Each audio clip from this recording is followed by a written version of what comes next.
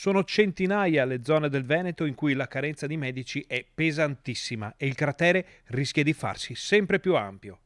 In media i pazienti per ogni dottore sono più di 1500 e mancano oltre 1000 medici da qui ai prossimi anni.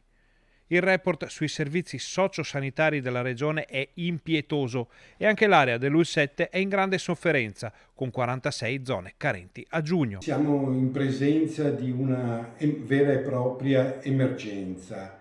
I medici di medicina generale, cioè i medici di base, quelli che abbiamo tutti, nella nostra regione sono in numero assolutamente insufficiente. Le tante segnalazioni che arrivano alla nostra redazione confermano inoltre che questa situazione colpisce in particolar modo le persone anziane e tale difficoltà si fa addirittura drammatica nei territori dell'U7 nei quali gli spostamenti non sono sempre La agevoli. cosa ovviamente ci preoccupa in modo particolare, soprattutto per le persone anziane, che sono costrette magari a fare chilometri per rivolgersi al proprio medico oppure rivolgersi al pronto soccorso o alla guardia medica. Una situazione che già così mette in difficoltà migliaia di persone, ma che potrebbe diventare esplosiva anche a breve termine.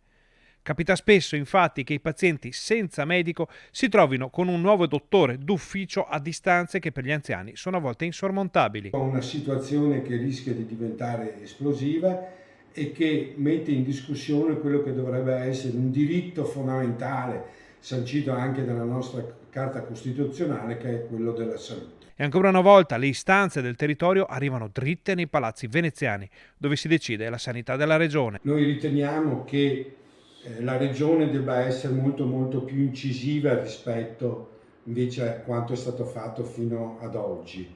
Le borse di studio affinché i medici possano appunto diventare medici di medicina generale sono attualmente assolutamente insufficienti, così come bisogna spingere in maniera decisa e determinata per le aggregazioni dei medici di medicina generale.